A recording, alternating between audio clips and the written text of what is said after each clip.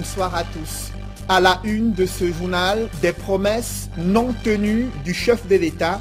Ils sont nombreux des jeunes désabusés qui cultivent la terre sans récolter de l'or vert. Pourtant, Paul Biya les avait invités à être des entrepreneurs agricoles plus d'un an après l'annonce de ce fameux plan spécial jeunes.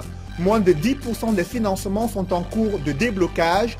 Les promesses présidentielles se noient dans les méandres des conflits de compétences et lourdeurs administratives. À suivre dans ce journal une série de reportages, d'enquêtes, de témoignages et d'analyses qui dévoilent les dysfonctionnements criards des politiques publiques et le calvaire des jeunes entrepreneurs agricoles dans le département du Mungo. Également sur le front de guerre contre le terrorisme, les exactions de Boko Haram sont loin d'être le seul danger qui plane sur la vie des populations. Une grave pénurie d'eau sévit dans plusieurs départements de l'extrême nord, confrontés à la sécheresse et au manque d'adduction en eau potable. Les populations, vous le verrez, elles sont contraintes de parcourir des dizaines de kilomètres pour se disputer quelques points d'eau avec des animaux. Et l'ordre des médecins du Cameroun qui condamne l'attaque d'un convoi militaire médicalisé dans le sud-ouest. Quels sont les enjeux humanitaires qui se dessinent sur cet autre front de guerre contre les assaillants séparatistes anglophones? L'un des conseillers de l'ordre des médecins du Cameroun est l'invité du 20h.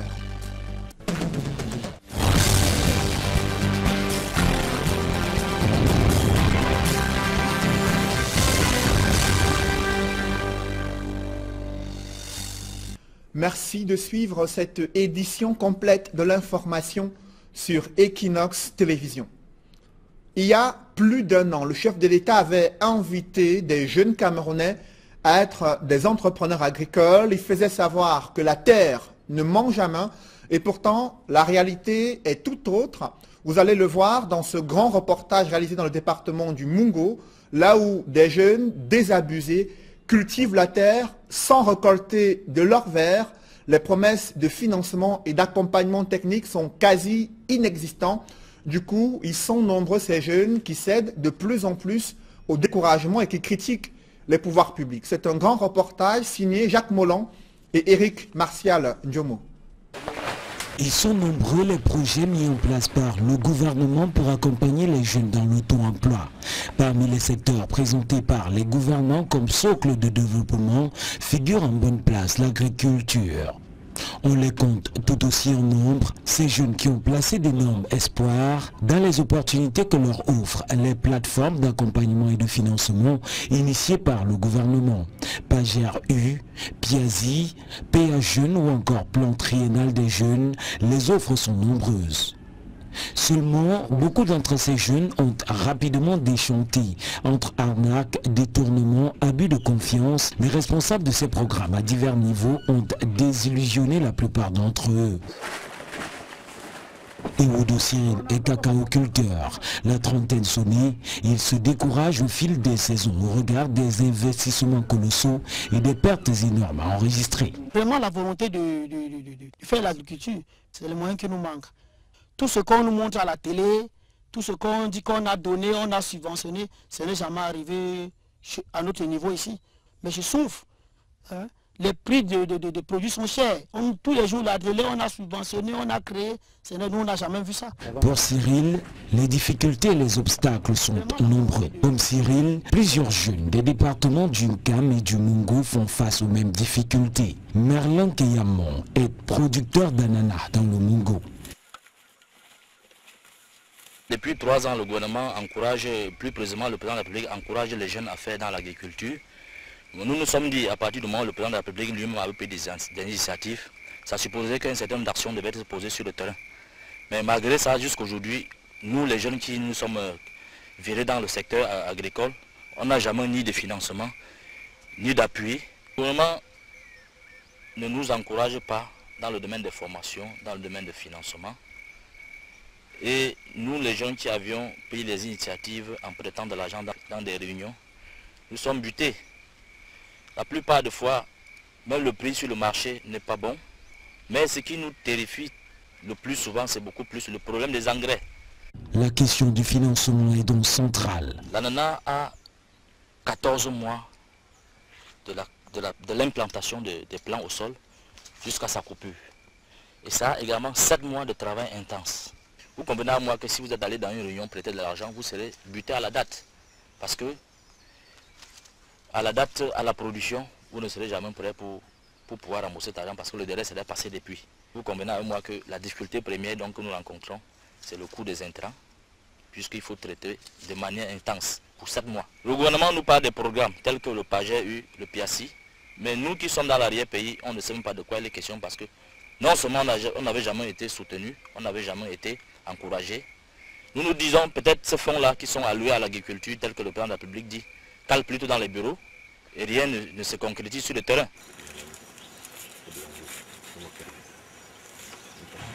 Tu manges comme ça, là, comme ça. À Pendja, Dominique Kombu et Ferdinand Kom ont choisi de faire dans la culture des papayes dites solo et du poivre blanc. L'État a parlé du financement triennal jeune, mais sur le terrain nous ne recevons rien et nous sommes bloqués. La conséquence est que vous-même vous trouvez les pourritures et la mauvaise croissance des plants. Et cela ne nous encourage vraiment pas à continuer. Nous ne savons pas ce qu'il faut faire, mais nous exhortons l'État à pouvoir subventionner les intrants agricoles. Là, cela permettrait que tous les jeunes qui veulent bien se lancer à l'agriculture, qu'ils puissent en bénéficier davantage que de centrer ça au niveau des ministères pour la distribution, parce que ça n'arrive jamais à notre niveau. Après la formation en culture d'ananas, j'ai été sélectionné dans le programme PRE Jeunes, programme triennal du chef de l'État. Et après, le programme n'a plus abouti. On nous a dit, notre encadreur, il a déserté avec les fonds qui étaient soumis à pour financer notre projet, quoi. Olivier Ondafé, fraîchement sorti d'une structure de formation en agriculture, est amer au regard de la politique agricole des pouvoirs publics orientée vers les jeunes. Sur la question de l'agriculture pour les jeunes, c'est un programme porteur, je peux même dire très porteur. Mais quelque part ils sont bloqués, ils sont lourdement bloqués, ils sont en face d'un mur immense qu'ils ne peuvent pas traverser. Le mur, on peut évoquer plusieurs aspects.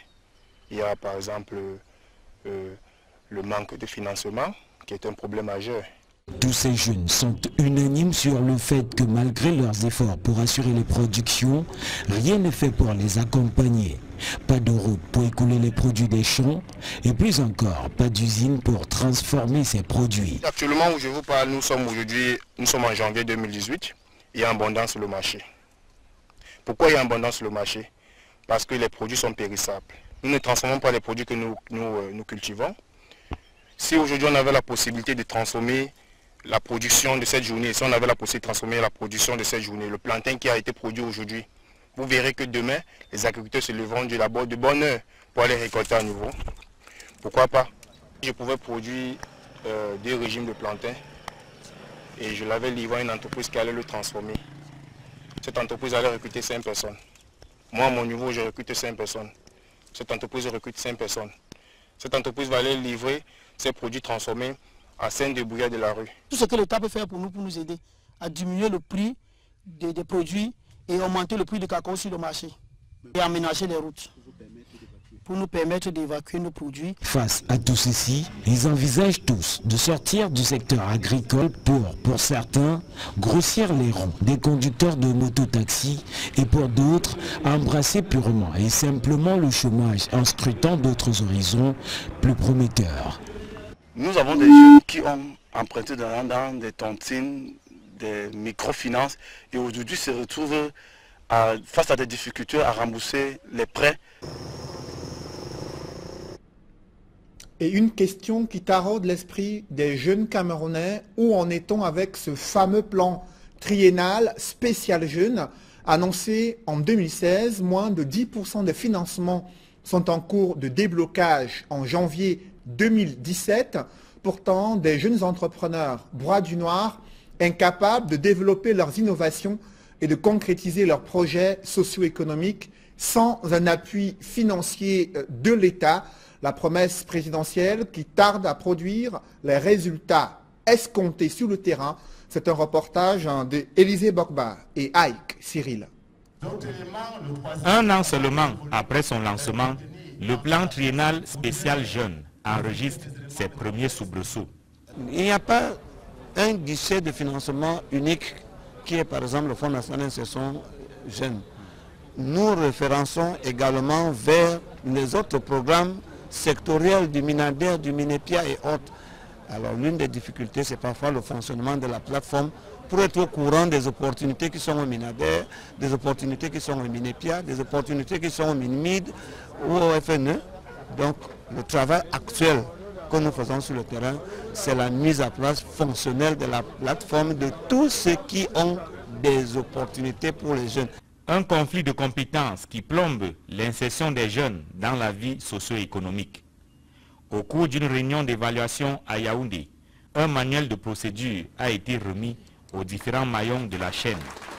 D'après le ministère de la Jeunesse et de l'Éducation civique, l'application stricte du manuel permettra d'éviter des chevauchements. Ce manuel de procédure décrit le mécanisme de mise à disposition des fonds aux jeunes bénéficiaires. Alors, il est question pour les différents intervenants, que ce soit les jeunes, que ce soit les partenaires financiers, que ce soit les services déconcentrés du ministère de la Jeunesse et de l'Éducation civique. Chacun a sa partition à jouer et chacun doit rester dans son rôle, dans le cadre, n'est-ce pas, de ses compétences.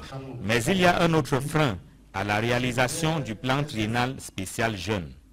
La formation reçue par certains jeunes ne correspond pas aux emplois que ces derniers sollicitent. Nous avons constaté une inadéquation entre les filières que les jeunes ont eues dans les universités ou d'autres formations et ce que demandent les entreprises. Il y a donc tout un recadrage à faire entre ce que les jeunes ont eu comme formation et ce que demandent les entreprises. Le plan triennal spécial jeune est donc confronté à plusieurs défis. Au ministère de la Jeunesse et de l'Éducation civique, l'on promet de parfaire le système afin de mieux assurer l'accompagnement et le financement des projets montés par et pour les jeunes.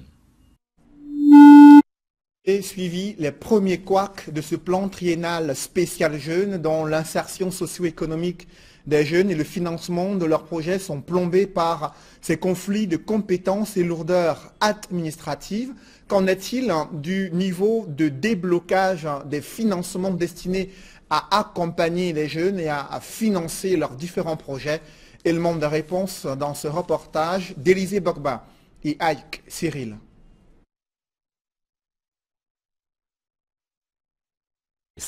Et lancé officiellement par le Premier ministre, chef du gouvernement, le 11 janvier 2017, le plan triennal spécial jeune subit une première évaluation à Yaoundé. Pour ce qui concerne le FONIJ, il a reçu plus de 4000 projets référencés par l'Observatoire national de la jeunesse et sur les 4000 projets, 3835 projets de jeunes ont été prévalidés. Alors, il y a eu première cuvée de 2150 projets de jeunes qui ont été validés. Il y a une deuxième cuvée de 847 projets de jeunes dont les dossiers sont en cours d'examen. Il y a également au niveau du Fonds national d'insertion des jeunes, au niveau du FONIJ, 838 projets de jeunes qui sont en cours de finalisation. Doté d'une enveloppe de 102 milliards de francs CFA, le plan triennal spécial jeune a retenu jusqu'ici des projets de financement d'environ 7 à 8 milliards de francs CFA seulement. Preuve que beaucoup d'argent reste encore dans la cagnotte. Les 2150 projets de jeunes ont été validés pour un montant de financement global de 3 milliards 317 millions de francs CFA. Les 847 ont été validés pour un montant global de 3 milliards 517 millions de francs CFA. Il faut aussi se rappeler que lors du lancement du plan triennal spécial jeune en janvier 2017, 38 projets de jeunes en junior entreprise ont été validés et ont reçu les financements élevés à 380 millions de francs CFA. Donc tout ceci rentre, n'est-ce pas, dans la comptabilité du plan triennal spécial jeune. Un tableau signalétique montre la répartition des projets des jeunes financés par région et par sexe sur le plan national, ainsi que le nombre d'emplois directs créés grâce au plan triennal spécial jeunes. Poumon économique du Cameroun, la région du littoral n'arrive qu'en 5e position, derrière l'Adamawa, le centre, l'est et l'extrême nord. Au niveau du littoral, nous avons deux grandes zones. Nous avons la zone urbaine de Douala qui est à 70% et tout le reste du littoral que je peux appeler rural qui est à près de 35 à 40%. Nous sommes à 23 000 jeunes qui ont été déjà inscrits et au niveau des comités de crédit, nous avions eu déjà près de 500 qui étaient éligibles au comité de crédit. Certains sont déjà opérationnels. À ce jour, nous en avions 22 dans le tout premier comité de crédit. Faisant le point sur l'accompagnement et le financement des jeunes inscrits à l'Observatoire national de la jeunesse dans le cadre du plan triennal spécial jeunes, le ministre de la Jeunesse et de l'Éducation civique a fixé le cap pour 2018. Il est question d'intéresser le plus grand nombre de jeunes et les inciter à déposer leurs projets afin de bénéficier des financements. Sur le front de guerre contre le terrorisme, les exactions de Boko Haram sont loin d'être le seul danger qui plane sur la vie des populations. Je vous le disais en titre, une grave pénurie d'eau sévit dans plusieurs départements de l'extrême nord. Les populations confrontées à une sécheresse et un manque d'adduction en eau potable doivent parcourir des dizaines de kilomètres à la recherche de quelques rares points d'eau. Ils doivent disputer ces points d'eau avec des animaux au risque d'être confrontés à des maladies hydriques. Reportage Amadou Daïrou et Julingue Nyondé. C'est à cet exercice que se livrent au quotidien les populations du département du Mayo-Tanaga dans la région de l'extrême nord Cameroun. Plusieurs chefs de famille, accompagnés de leurs épouses, enfants et même animaux de compagnie, tous munis de bidons et autres récipients, parcourent plusieurs kilomètres à pied sous un soleil ardent à la recherche de l'eau potable. Le précieux liquide se fait rare dans cette localité, en proie à une insécurité galopante. Nous vivons ici avec un désarroi dans l'esprit. Nous passons même des nuits blanches. Des fois, nous luttons même en brousse avec les serpents. De peur qu'on vienne nous surprendre, endormir. Ils tuent tout dans leur passage. Ils nous pillent sans être inquiétés. Et le prophète a dit que vraiment, ne dormez pas et surtout les informations, ne cachez pas. Conscient des difficiles conditions de vie des populations, le préfet du département du Mayo-Tanaga a organisé une réunion avec les autorités locales. Objectif, évaluer la situation et prendre des mesures qui s'imposent. Une rencontre saluée par les populations riveraines. Il est venu nous dire, premièrement, lutte contre le banditisme dans l'arrondissement. Deuxièmement, interdire les jeunes à consommer le tramol qui gâte nos enfants maintenant là. Troisièmement, il nous est promis la ligne de Mokolo, Roua, Snec, l'eau sera opérationnelle dans les jours J. La région de l'extrême nord, fortement militarisée, continue de subir les exactions de la secte terroriste Boko Haram. Le manque d'eau potable et de réserves de nourriture engendre de nombreux déplacements et des risques importants des maladies hydriques. Sur un autre front, celui dans la région du sud-ouest, une accalmie règne dans la localité de Bongé qui a essuyé des attaques il y a quelques jours. Les autorités rassurent que ces jours sont plutôt paisibles. Les forces de sécurité veillent au grain. Cependant, les populations restent cachées dans la forêt. Elles sont gagnées par la psychose et la peur de retourner dans leurs localités respectives. C'est le constat que fait Gladys Sidier avec le bureau de nos correspondants dans la région du sud-ouest. Reportage. Rues désertes, espaces marchands vides, maisons et établissements scolaires réduits en cendres, des localités dans la région du sud-ouest ont des allures de villes fantômes. C'est le cas à Bangui. Les tensions se sont pourtant apaisées ces derniers jours. L'assurance est ici donnée par le sous-préfet de Bangui. Tension is over today. I'm surprised when to talk about tension today. Military calm in our area. Force of law. Les forces de l'ordre sont là pour assurer la sécurité des populations. Tout est calme aujourd'hui, mais nous avons une seule crainte, parce que l'école n'a pas repris. But today we have one worry. The worry is that school don't resume. Nous essayons de trouver une solution à cela. J'invite parents, enfants, autorités religieuses, chacun doit faire le travail à son niveau pour rassurer les uns et les autres que le calme est revenu à Bangui.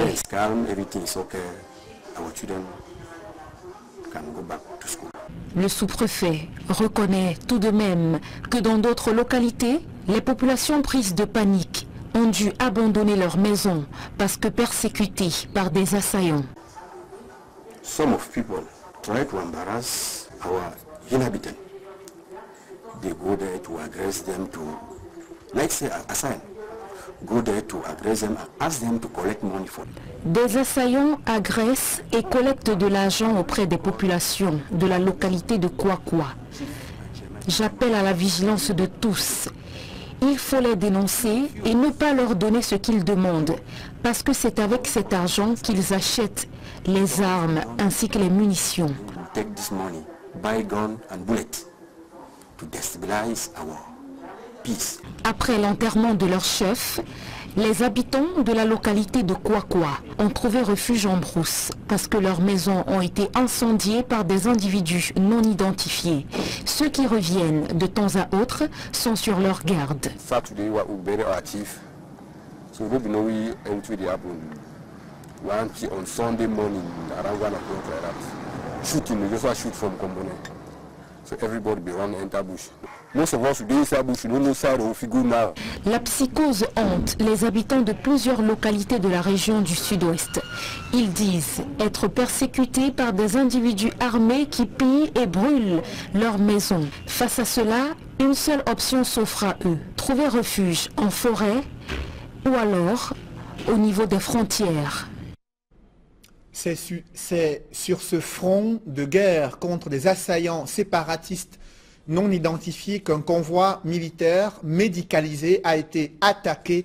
L'Ordre des médecins du Cameroun a condamné ces attaques contre un convoi médicalisé visant à apporter de l'assistance médicale aux personnes qui ont été victimes des affrontements entre assaillants et les forces armées camerounaises. Nous en parlerons de ces enjeux humanitaires médicalisés sur un front de guerre dans la deuxième partie de ce journal. Parlons à présent de cette couronne de Miss Cameroun qui est au centre d'une bataille judiciaire. La présidente du Comica, le président du jury de cette compétition sont les principales personnalités qui sont assignées devant la justice pour s'expliquer des accusations de tricherie et de fraude ayant entaché la finale d'élection Miss Cameroun 2018. La plaignante, une candidate finaliste, exige l'annulation de cette compétition, mais jusqu'ici, rien n'a été décidé sur le sort réservé à Miss Cameroun 2018. Des explications avec Joël Essengue et Marcelin Gansop. Qu'ils soient partie prenante de l'affaire ou non, les avocats sont formels. Rien n'autorise, au stade actuel des procédures, de soutenir la thèse de la suspension ou de l'annulation de l'élection Miss Cameroun 2018. À l'état actuel des procédures, on ne saurait dire que les élections Miss Cameroun 2018 sont annulées ou suspendues. Pour la simple raison que vous aviez à votre possession une ordonnance du juge des référés du tribunal de premier instant des Yaoundé centre administratif qui autorise la requérante, en tout cas celle qui se plaint aujourd'hui, à assigner par devant lui le comité ou bien la commission d'organisation de ces élections. Il faut en réalité attendre l'issue de ces procédures. La première, c'est celle qui va passer aujourd'hui à 16 h devant le juge des référés. Il s'agit d'une assignation en suspension de ces élections. Et la deuxième, l'assignation devant le tribunal de grande instance de Fundi en annulation de ces élections-là. et l'avocat d'aller plus loin dans les explications pour établir le distinguo entre l'assignation du comité d'organisation de Miss Cameroun devant le juge de référé et la plainte pour annulation de l'élection querellée qui est pendante devant le tribunal de grande instance du Fundi. Là, il s'agit du référé de l'AER. C'est-à-dire qu'une procédure qui va passer en extrême urgence. Donc celle-là, elle est prioritaire. C'est la première procédure qui sera examinée. Celle-ci, c'est une procédure conservatoire, je veux dire celle de la suspension, attendant la procédure définitive qui va porter l'espace sur le fond de la contestation, celle en annulation des dites élections. Et l'homme de droit de conclure que les deux procédures ne sont aucunement liées. Il s'agit ici, pour le juge des référés, de se prononcer, d'ordonner ou pas la suspension de ces élections en attendant la procédure du tribunal de grande instance qui va porter sur l'annulation. Il s'agit de deux procédures autonomes.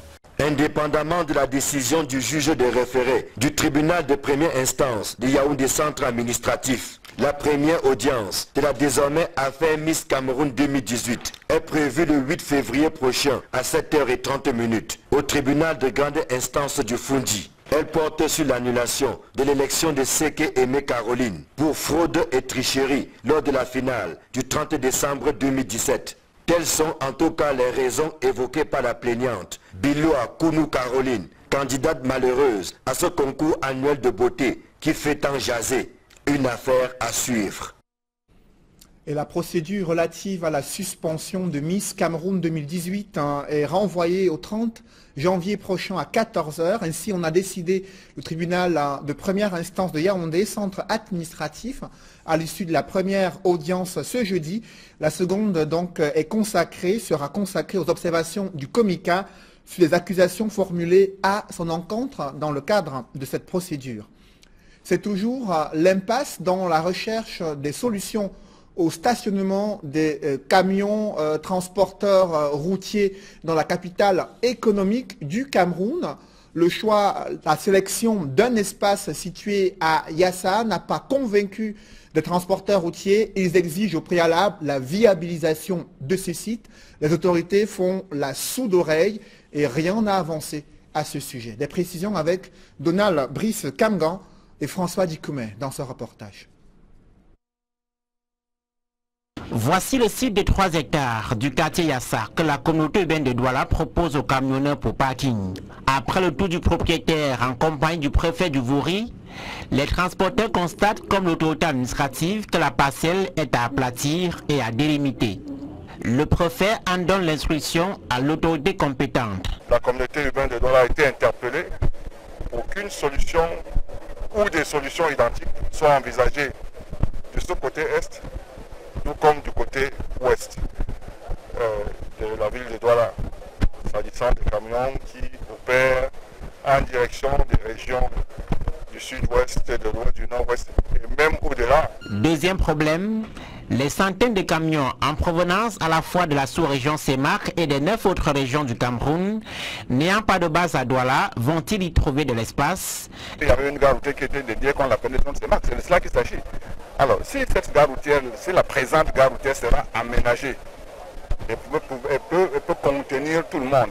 Tant mieux, mais en l'état actuel des choses, vous constatez ce que vous constatez, c'est comme tous nous constatons. Autre paire de manches, les camionneurs en provenance de la pénétrante ouest de Douala qui doivent traverser toute la ville pour stationner. Trop coûteux en temps et en argent, réagissent les syndicats. À Bépanda, les camionneurs sont sommés de partir. Des interrogations cependant sur le délai de viabilisation du nouveau site proposé à Yassa. Nous attendons qu'il le fasse, mais après combien de temps il le fera, c'est bien la question. Et ce n'est pas tout. Vous imaginez de ce côté-ci, on parle de l'entrée et la pénétrance est. Mais la pénétrance ouest, on fait comment? Sur la piste de solution de Yassa, qui est un domaine public, l'autre embûche, ce sont ces nombreuses familles qui s'y sont construites, avec autorisation, disent certaines, illégalement, répond l'autorité administrative qui ordonne leur déguerpissement. Entre ce volet social en jeu et les impératifs d'embellissement de Douala, en prélude à la Coupe d'Afrique des Nations, il y a la pression du temps. 2019 arrive. Tic-tac, tic. L'Ordre des médecins du Cameroun condamne la récente attaque perpétrée contre Un convoi médicalisé dans le sud-ouest destiné à apporter une assistance médicale aux victimes de ces affres de la guerre entre assaillants séparatistes et forces armées camerounaises. Quelles sont les difficultés que rencontrent les médecins camerounais sur le théâtre de cette guerre, aussi bien dans le sud-ouest, à l'extrême nord, qu'à l'est du pays? Le docteur Jean-Marc Ngale Bonjo, chirurgien, doyen des conseillers de l'Ordre des médecins du Cameroun, l'invité du 20h. Mais avant, ce publie reportage sur ces opérateurs de grande distribution qui souhaitent un meilleur accompagnement des pouvoirs publics en vue de l'expansion de leur activité et la création de plus d'emplois. C'est en tout cas le vœu que formule le président directeur général des supermarchés d'œuvres, Philippe Tagné-Noumbissi, s'exprimait ainsi lors des vœux adressés au ministre du Commerce. Reportage. Poignée de main chaleureuse et échange franc et sincère entre le ministre du Commerce, Luc Magua Bagatangana, et le président directeur général de DOF Distribution, Philippe Tagné-Noumbissi. L'un porte la voix du gouvernement et l'autre celle du groupement des exploitants de la grande distribution au Cameroun. L'année 2017 qui vient de s'achever présente un bilan relativement positif dans notre secteur d'activité. Nous avons connu l'implantation en 2017 de nouvelles enseignes et l'ouverture de nouveaux points de vente à travers le territoire national. De nouveaux emplois ont été ainsi créés au cours de l'année 2017. Nous entendons maintenir et même améliorer le cadre. Naturellement, avec votre appui comme d'habitude. Le traditionnel échange des vœux donne l'occasion de mesurer le chemin parcouru en 2017 pour apprécier le combat mené contre la vie chère et le chômage des jeunes. C'est l'occasion de vous remercier de tous vos efforts consentis en 2017 pour la saine concurrence sur le marché camerounais, la minimalisation du taux d'inflation, l'accessibilité des produits de grande consommation dont certains étaient devenus donc chers de forte spéculation. La promotion des produits du cru dans nos surfaces. Aujourd'hui, vous aurez le poème, le jansan, le piment, le plantain, le major dans toutes les grandes surfaces du Cameroun. Tout ceci est en partie et en grande partie dû à tous les efforts que mène le ministre du Commerce à travers toutes les campagnes qu'il mène au quotidien. Les exploitants de la grande distribution saluent à leur juste valeur les efforts consentis par les pouvoirs publics pour améliorer les exercices de leur activité. Nous ne pouvons passer sous silence vos différentes descentes sur le terrain. Lors de cette descente, nous avons aussi bénéficié de vos conseils hautement bénéfiques et consolidé notre adhésion à la politique gouvernementale dans notre secteur d'activité. Nous sommes ainsi encouragés à travailler davantage pour notre économie et la création des emplois pour nos jeunes. Mais comme qui dit merci, demande plus. Philippe Tagné-Noumbissi, au nom de ses pairs, sollicite, à défaut d'une subvention, que des facilités fiscales leur soient accordées afin de développer efficacement leur activité commerciale et offrir davantage de l'emploi aux jeunes. Nous estimons légitimement que nous avons droit aux mêmes facilités qui sont accordées à ces groupes internationaux qui arrivent chez nous. Nous souhaitons avoir les mêmes marges de manœuvre. Nous vous prions d'être notre porte-parole auprès du ministère des Finances afin de rendre moins complexes les procédures douanières. Nous vous prions d'être notre porte-parole auprès du ministère de l'administration territoriale de la décentralisation afin de mettre fin au harcèlement injustifié des collectivités territoriales décentralisées. Nous vous prions de nous alléger la tâche en ce qui concerne les contrôles. Comment comprendre qu'à ce jour nous subissons encore et toujours des contrôles intempestifs et injustifiés? Des préoccupations dont le ministre du Commerce prend bonne note et s'engage à les résoudre dans la mesure du possible et en bonne intelligence avec les autres administrations. Aujourd'hui, tout le monde va d'accord faire ses courses. Et toujours dans ce chapitre économie, précisons que le ministre de l'économie, de l'aménagement et la planification du territoire, Luc-Paul Motazé, dans le département du Mungo pour évaluer la mise en œuvre des filières agro-industrielles dans cette partie du pays. Dans une poussière de seconde, la deuxième partie de ce journal.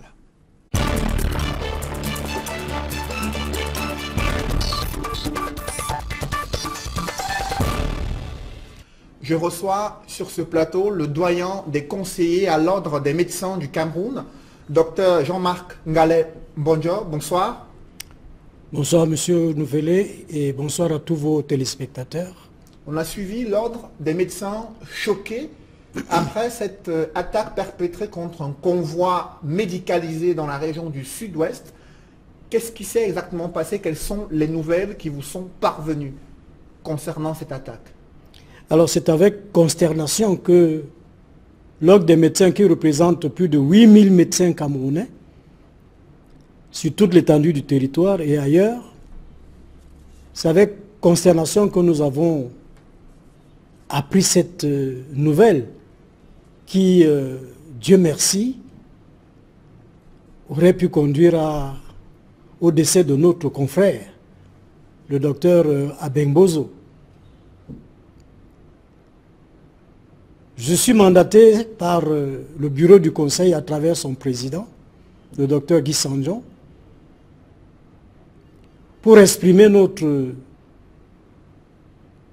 consternation et notre indignation, et pour en même temps donner aussi quelques conseils. Le premier conseil va à nos confrères qui exercent dans les corps habillés et qui sont dans les zones à risque en ce moment.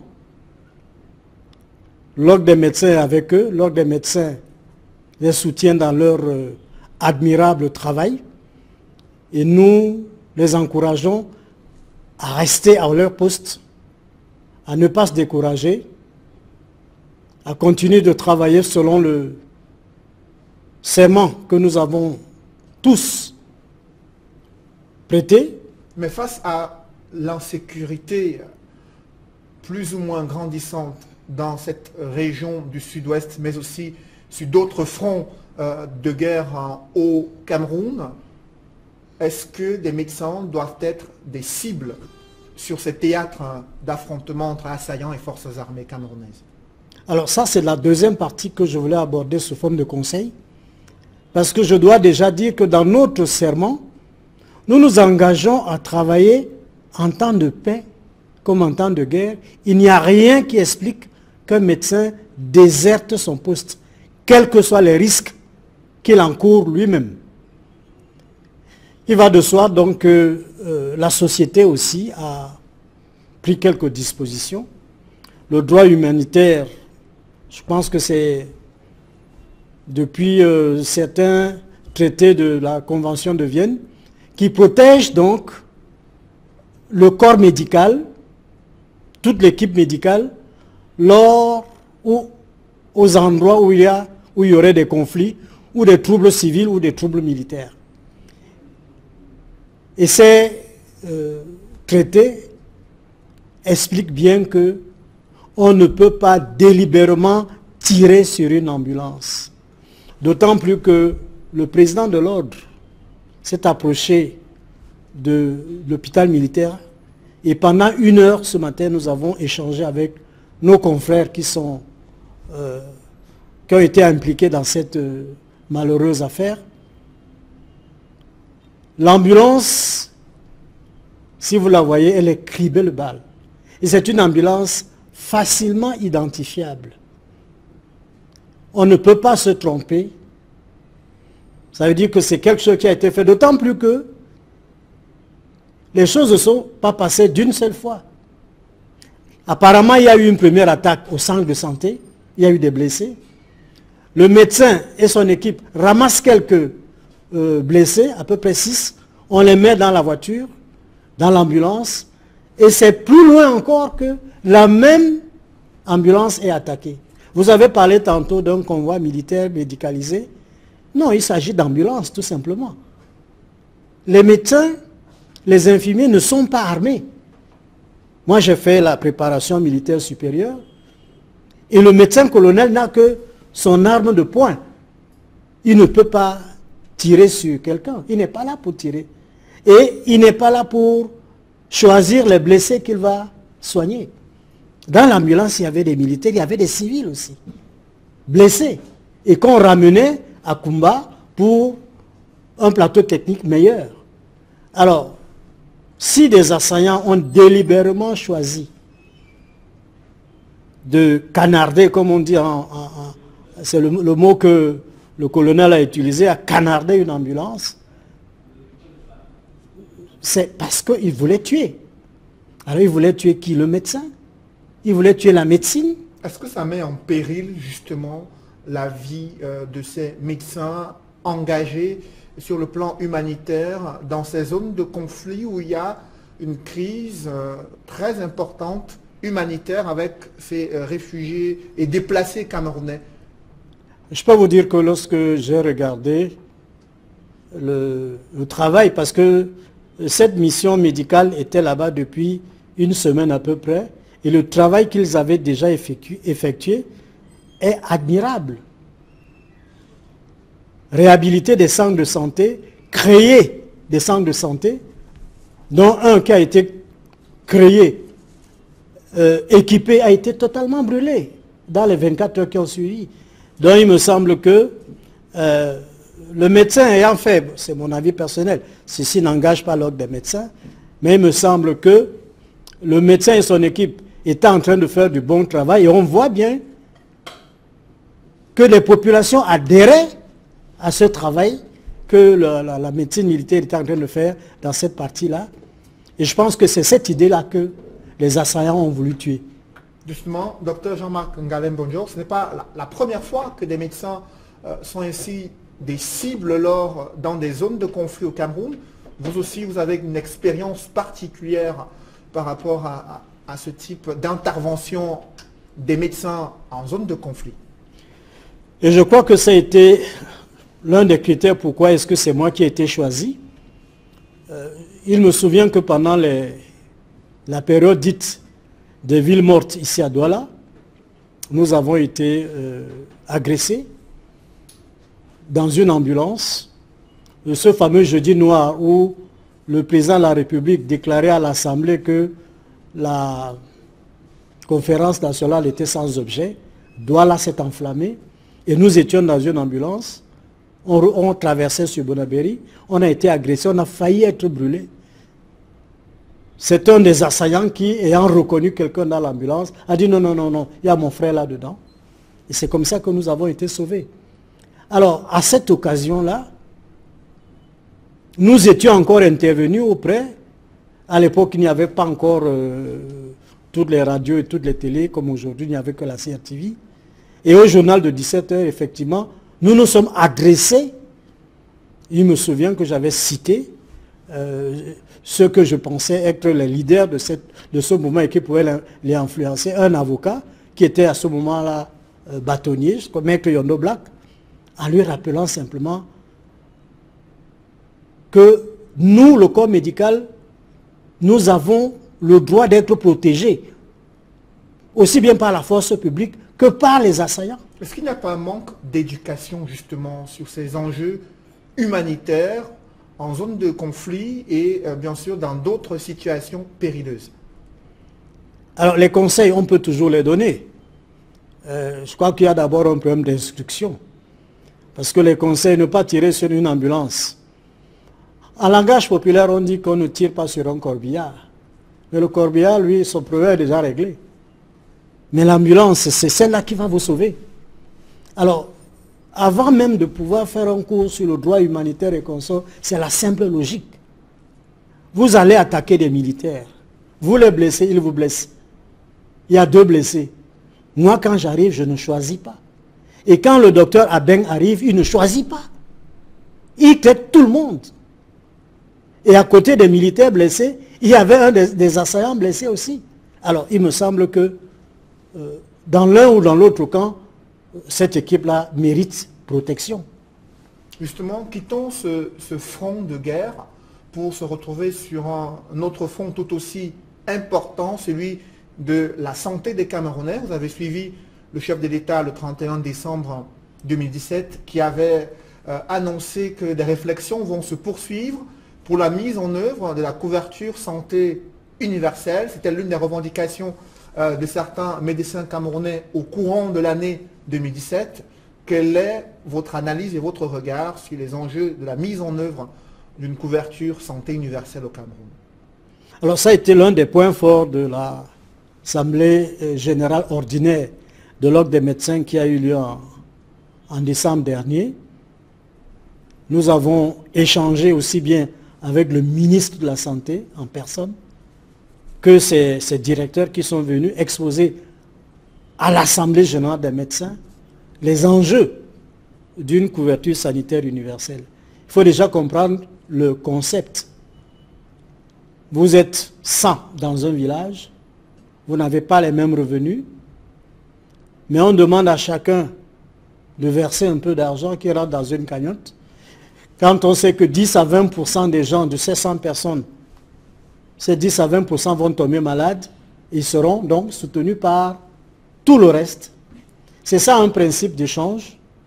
Maintenant, ça c'est sur le plan conceptuel. Je ne suis pas très fort de ce côté-là. Mais en tant que médecin hospitalier, mais quel bonheur de pouvoir poser l'indication d'une opération lourde dont je sais que quelqu'un va payer les frais. Et ça, c'est un confort intellectuel énorme pour nous les médecins, parce que vous ne pouvez pas imaginer la détresse d'un médecin, qu'il sait qu'il peut sauver quelqu'un, mais cette personne n'a pas les moyens et le médecin n'a pas le matériel, il faut aller l'acheter. Il me semble qu'avec une couverture comme celle-là, la médecine ne sera pas gratuite.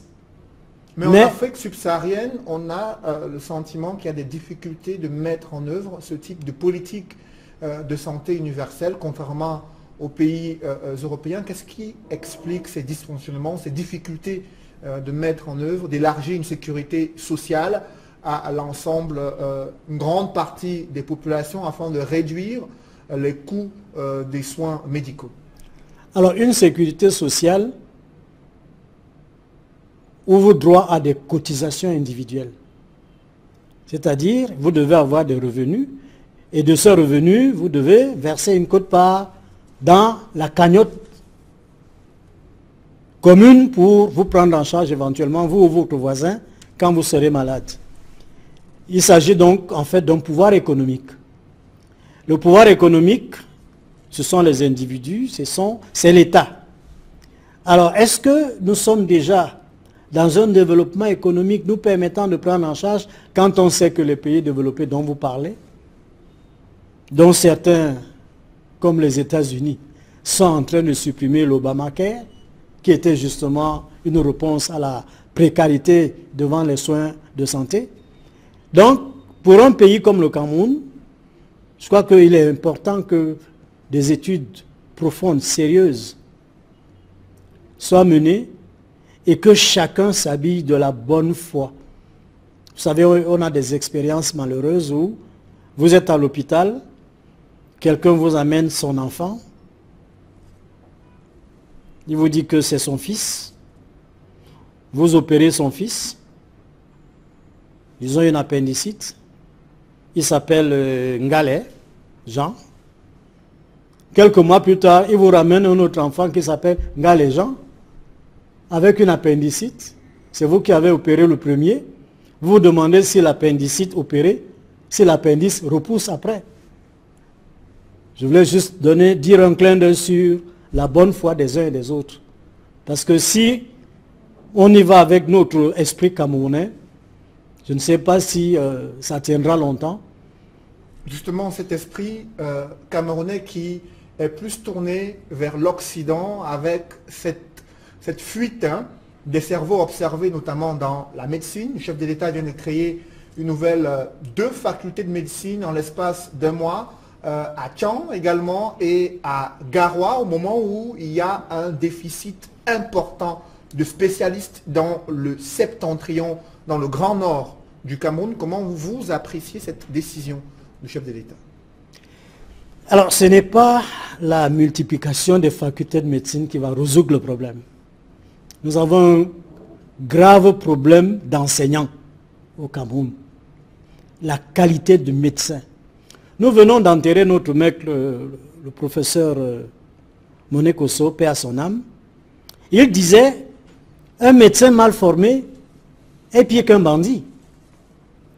Alors, le chef de l'État, ça part sûrement d'une bonne intention, d'une politique pour donner la chance à tous les Camerounais, quel que soit l'endroit où ils sont, mais il faut que beaucoup d'entre nous, les médecins, nous nous tournions vers l'enseignement, que les gens passent des diplômes, qu'ils présentent l'agrégation et qu'ils enseignent.